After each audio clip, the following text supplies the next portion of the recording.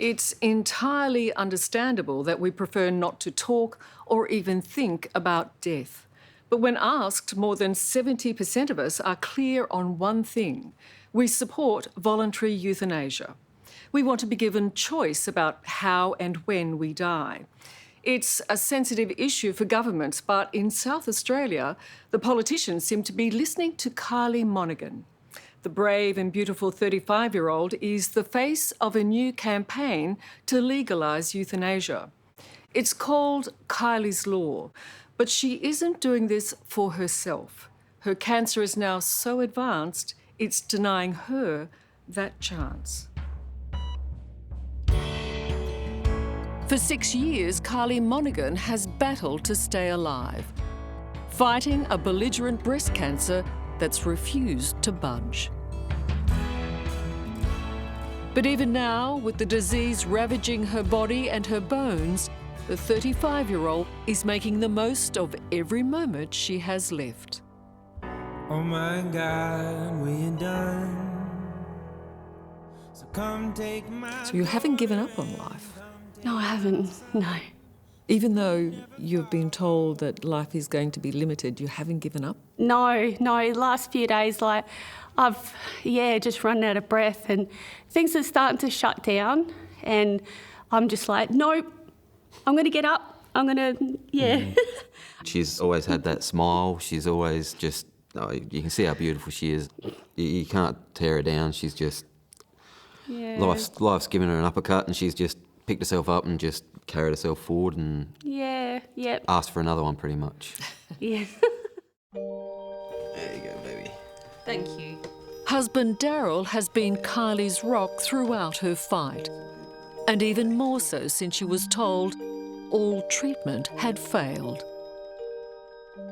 How hard is it to hear the word death? Oh, it's quite scary. I mean, it's quite scary when you start to approach it. Yeah. This is Kylie Monaghan. Kylie got cancer that has spread to her liver and her bones. Which makes it all the more remarkable that in the last few weeks, Kylie took on a new fight. My name's Kylie Monaghan, and this is the Kylie Monaghan Voluntary Euthanasia Bill. She's fronting the campaign for the right of all Australians to die on their own terms, an issue the South Australian Parliament will vote on in 11 days' time. And I'm going to send my version to every South Australian politician so they won't just debate a bill about some person that doesn't exist. Instead, they'll debate me and my life and my choices. And is that what it is for you, the choice to have a say in your own death? Yeah, and I don't have to take it, but it's just about giving people a choice and a right. So, why can't people die with dignity? There is no stronger emotion than our primal fear of death, and I think that is the single greatest reason why the subject of euthanasia is often not discussed rationally. We all know Andrew Denton as the broadcaster, producer and TV funny man. It has to be asked, you've thought about how you might like to die? Well, I think I speak for most Australians. I want to die being hit by a comet while having sex. It's pretty tough for my wife, but that's what a marriage is all about. But for the last 2 years, he's been on a serious mission, travelling the world researching all aspects of voluntary euthanasia. He's now leading the push for a shake-up of laws here.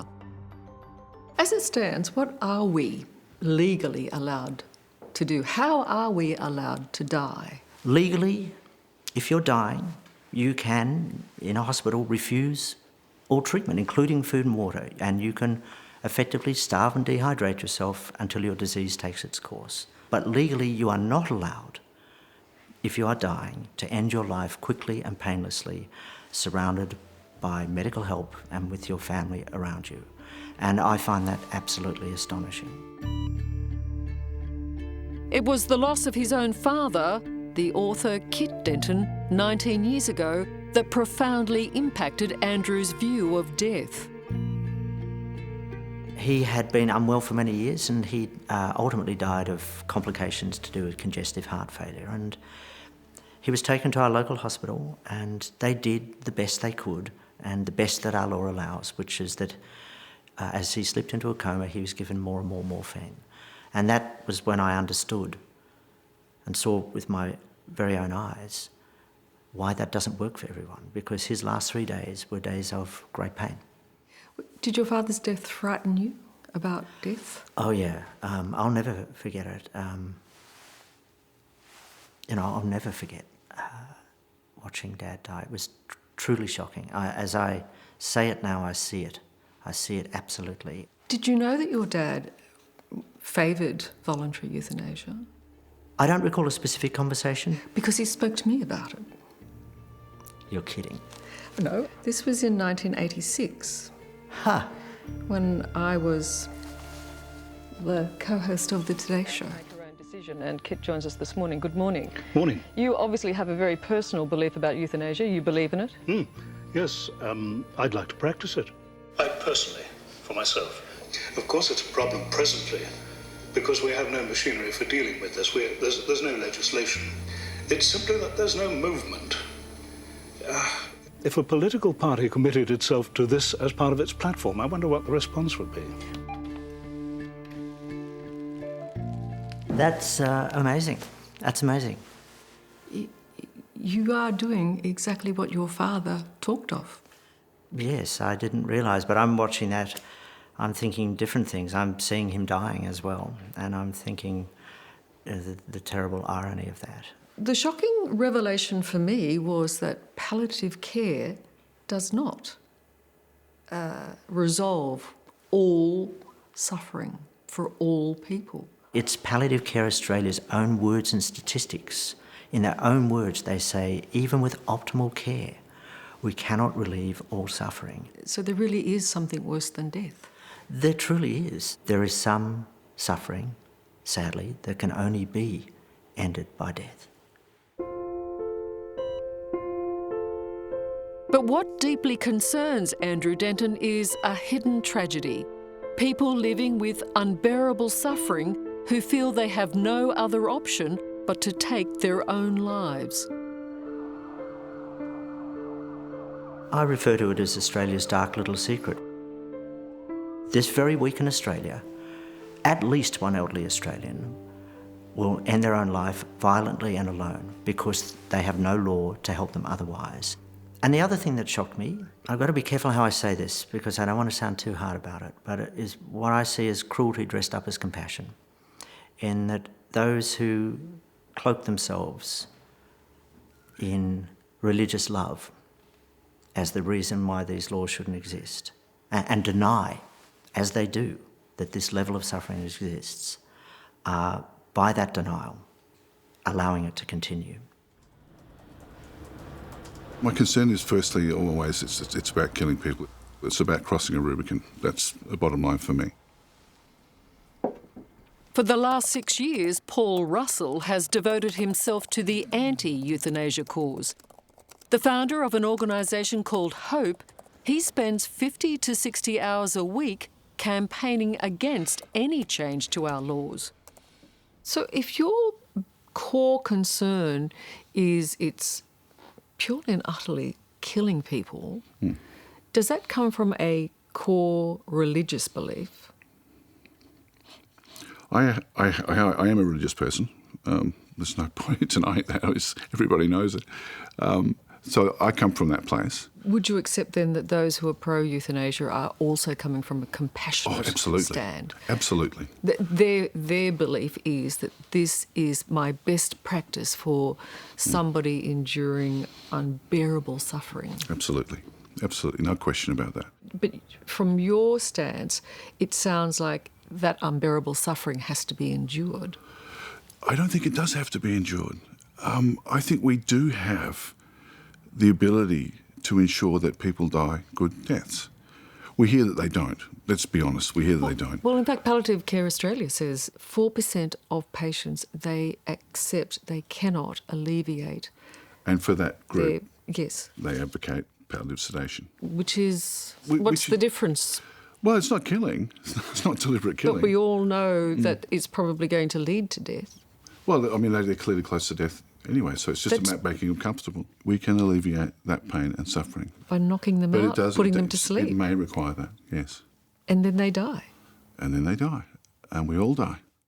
For Paul Russell and many others, the fear is that any law allowing assisted dying will be open to abuse.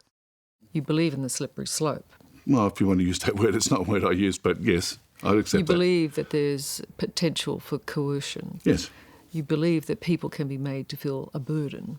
I think a lot of people already do, but yes, I'm not interested in telling people what to do. I'm interested in protecting our society, protecting people who are vulnerable, who may be coerced towards euthanasia. And I'm also very, very concerned about where society goes if we accept the principle that some people can be killed because of their pain and suffering. You could go to prison. I could. Well, there is a mandatory life sentence. Not frightened of that? Not frightened of that. No. Is it worth it? Absolutely. The reins need to be taken from the medical profession into the patient's own hands. Perth doctor Ella Delancey deliberately provoked the debate when she publicly announced that she'd helped end the life of a dying elderly patient. Good evening. A Perth doctor is under investigation over admission that she gave an elderly emphysema patient a lethal injection. Dr. Lancey has previously refused to answer police questions. There's an urgent need for effective end-of-life legislation. She was desperate to relieve her suffering. She was... everything she did, breathless. Couldn't move, could hardly eat anymore. I tried my utmost to provide her with palliative measures to try and relieve that. Did she ask to die? She asked to be relieved from her suffering, absolutely. So she knew what that meant to ask you for help? She was aware that asking for my help might shorten her dying process. You're being investigated for that? Yes. I had 3 major crime squad, sort of senior detectives rock up. And they asked, "Are you Dr. Lancey?" I said, "Yes." "Okay, we're here because we have reason to believe that you've been involved in a crime." I said, "Okay, what crime is that?" "Murder." Even now, Dr. Lancey still doesn't know whether she'll face charges. If one were to put all the people who are dying agonising deaths in visible positions where the community could see what was happening, there would be an uproar. Is this how we let our loved ones go? Is this the best we can do as a community? No, it's not. There can be a change. And if it means that someone has to stand up and put all on the line and feel the passion, then that's what I'll do. There's no part of you that feels you did the wrong thing? I want to scream from the rooftops that everyone has the right, that is an option that can be beautiful and a huge relief to everyone concerned. There's nothing more beautiful than a peaceful, gradual passing with everyone around saying the goodbyes. It's beautiful. I need you to make this law happen. I know that you might have to amend the bill to get it through, but I'm counting on you to do the right thing, not just for me, but for others. Before I pass away, it'll give me great peace of mind knowing that everyone will have a choice. Thank you. Kylie's bill. Yeah. Means a lot. It does. You put a face to the argument. Yes. Yeah. And you don't mind putting your face in their face. Yeah, that's right, yeah. Especially when it comes to fairness and dignity and a choice. Yeah. When I come to my dying days, won't you promise me this, that I go in grace? I'd be happy to just flow. Sadly, yesterday, Kylie lost her battle with cancer. Our thoughts are with her family.